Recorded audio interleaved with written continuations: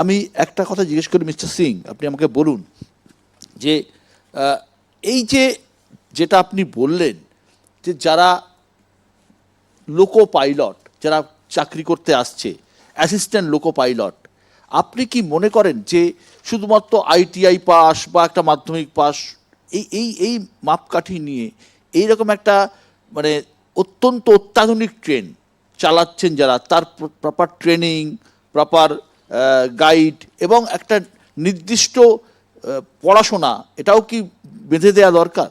আমি বলেছি ওটা কেন লোকো পাইলট ডাইরেক্টলি রিক্রুটমেন্ট হয় না। একটা লোকো পাইলট হতে গেলে অ্যাসিস্ট্যান্ট লোকো পাইলট থেকেই অ্যাপয়েন্টমেন্ট হয়। এবং যদি আমি আগেই পুয়ার লোককে যদি নিই তাহলে আমার যত টেকনোলজি হাই হচ্ছে, আমার ইঞ্জিনগুলো ভালো ভালো উন্নতম ইঞ্জিন আসছে, তাকে অপারেট করার জন্য তার ক্ষমতাটাও দরকার। সেই জন্যে আমি এটা উল্লেখ করেছিলাম।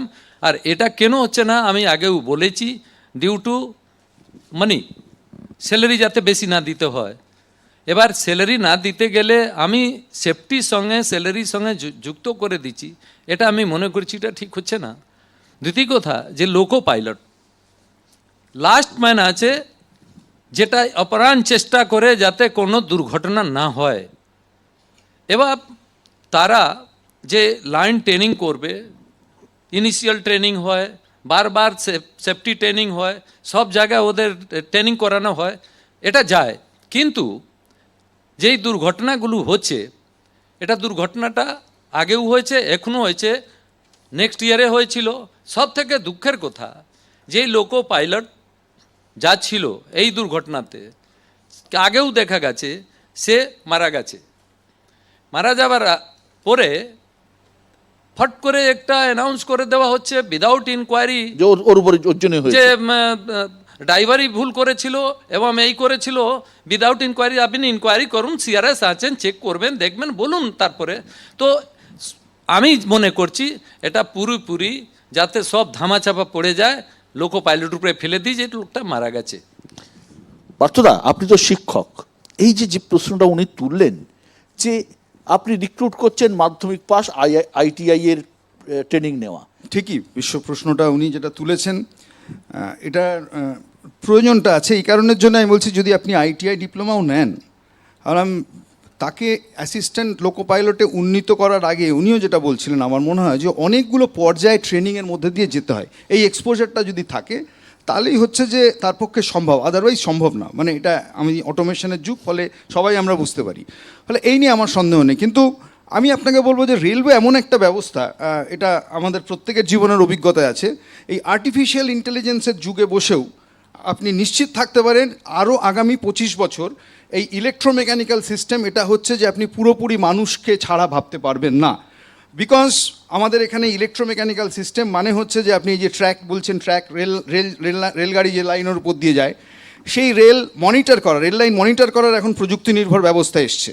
কিন্তু আমি বলছি কেবল সেটার উপর দাঁড়িয়ে ছেড়ে দেওয়া যাচ্ছে না। এখন আপনি যে পয়েন্ট তৈরি করা বলছে গাড়ি একদিক থেকে আরেক দিকে যাবে, এবং ওনার লোকো পাইলট, এটা আমি বলবো সবচেয়ে একটা হেল্পলেস কি বলবো ড্রাইভিং। কারণ আপনি গাড়ি চালান যখন স্টিয়ারিং আপনার হাতে থেকে, ইউ ক্যান বেন্ড, আপনি গাড়ি বাদিক ডান দিক করতে পারেন। আর উনি যখন লোকো পাইলট ইঞ্জিনে বসছেন, ও 1 ইঞ্চি বাদিক ডান দিক করার ক্ষমতা ওনার নেই। ও ট্র্যাক যেভাবে তৈরি করা আছে সেই বানানো ট্র্যাকে ওনাকে ছুটতে হবে, ওনাকে যা সিগন্যাল দেওয়া আছে সেই সিগন্যাল বুঝে যেতে হবে। সিগন্যাল যদি ভুল হয় সামনে গিয়ে মারবেন, যদি থামাতে পারেন ভালো। এই মেনটেন্যান্সটা তো মানে সরকারের সদিচ্ছার উপর ইয়ে করে। এর জন্য তো মানে আপনারা কি করেছেন, কবচ কবে লাগিয়েছেন, 21 সাল থেকে কি করেছেন, তার জন্য যেটুকু আছে, যে ট্র্যাকটা আছে, সেই ট্র্যাকটাকে তো মেনটেন করতে হবে। দেখুন, আমি একটা কথা একদম স্বীকার করছি যে ন্যূনতম ডিপ্লোমা ইঞ্জিনিয়ার নেওয়া দরকার রেল ড্রাইভার হিসাবে, ন্যূনতম। এবং এবারে আমিও বেশ কয়েকবার চিঠি লিখেছি। আপনি রাইটসের মেম্বারও? আমি রাইটসের আমি রাইটসে চাকরি করতাম। আমি রাইটসে চাকরি করতাম এক সময়, তারপর ছেড়ে আমি প্রাইভেটে এসেছি আর কি। তো ঘটনা হচ্ছে যে নো ডাউট ডিপ্লোমা ইঞ্জিনিয়ার দরকার, বিশেষ করে এখন যে টেকনোলজিতে চলছে। যেমন ধরুন, আপনি হাওড়া থেকে এই যে মেট্রোটা যেটা আসছে, ওটা কিন্তু ড্রাইভারলেস টেকনোলজি, ওটা কিন্তু স্কাডা। ওখানে ড্রাইভার যে ভদ্রলোক বসে আছে, ও কিন্তু ট্রেন চালাচ্ছে না, ও বেসিক্যালি একজন মেনটেন্যান্স ইঞ্জিনিয়ার। তো ঘটনা হচ্ছে যে খুব শিগগিরই এই টেকনোলজি চেঞ্জ করতে হবে, টেকনোলজি তো Maintenance, চেঞ্জ করতে হবে, maintenance এবং মেনটেনেন্সটাও তার সঙ্গে জড়িত। মানে এটা এই নয়, আমি বলছি ধরুন রেল ট্র্যাক মেনটেনেন্স এটসেট্রা এগুলোর একসঙ্গে জড়িত। এবার ধরুন অনেকে বলছে যে মেনটেনেন্স কেন আপনারা প্রাইভেট কোম্পানিকে দিয়ে দিচ্ছেন বা সামথিং। আপনি দেখুন স্টেট ইলেকট্রিসিটি বোর্ড তাদের operation and maintenance completely privatise.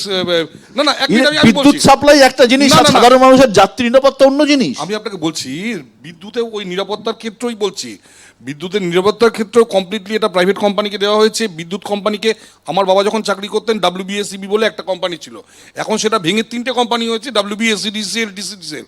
কিন্তু আপনি রেলের ক্ষেত্রে একমাত্র সলিউশন বিকেন্দ্রীকরণ। আপনি আজকে করতে যান, কালকে দেশে আগুন ধরে যাবে। রেলে আজকে যে টাকাটা দরকার, রেলে যে এটা দরকার, আজকে একটা ছোট্ট উদাহরণ দিই।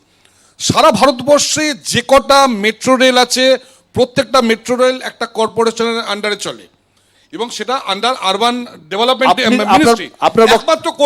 একমাত্র কলকাতা ডাইরেক্ট রেলের আন্ডারে চলে, thanks to Mamata Banerjee. And that's why for last 15 years Kolkata metro রেলে মাত্র 3 থেকে 4টে স্টেশন অ্যাড হয়েছে, এর বেশি হয়নি, এবং এর জন্য সম্পূর্ণ দায়ী মমতা ব্যানার্জি, আর কেউ না। কারণ এটা দিয়ে আসা উচিত ছিল আরবান মিনিস্ট্রিকে, সেটা তো দেননি। উল্টে KMRCL যেটা আরবান মিনিস্ট্রি ছিল, সেটা উনি হাত থেকে কেড়ে রেলকে দিয়েছেন, যে জন্য গত 15 বছরে 3 থেকে 4টা উনি গিনিস বুকে রেকর্ড করবেন উনি। এটা কমপ্লিটলি কর্পোরেশনকে দিতে হবে। না, আমি প্রথমত বিজেপির প্রতিনিধিকে ধন্যবাদ জানাই যে উনি বিজেপির আসল এজেন্ডাটা প্রকাশ্যে স্বীকার করেছেন, যে রেলকে একমাত্র উদ্দেশ্য হচ্ছে বিকেন্দ্রীকরণ।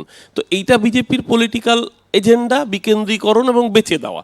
কেন বলছি দেখুন, আমরা যারা সাধারণ মানুষ, আমি অত টেকনিক্যাল টার্মে যাচ্ছি না, যদিও স্কাডা টেকনোলজি নিয়ে আমি জানি, কারণ আমি যে কোম্পানিতে কাজ করতাম তারাই স্কাডার তৈরি করতো, সেটা গভর্নমেন্ট অফ ইন্ডিয়া এন্টারপ্রাইজ ছিল, পরে সেটাকেও বেঁচে দিয়েছে প্রাইভেটের হাতে। আমি পরে আসছি সে প্রসঙ্গে। আমি যেটা খুব পরিষ্কার সাধারণ মানুষের জায়গা থেকে বুঝি বিশ্বদা, আপনি যে ট্রেনে চড়তেন তার টিকিটের ভাড়া অন্তত 73% থেকে 150% পর্যন্ত বৃদ্ধি পেয়েছে।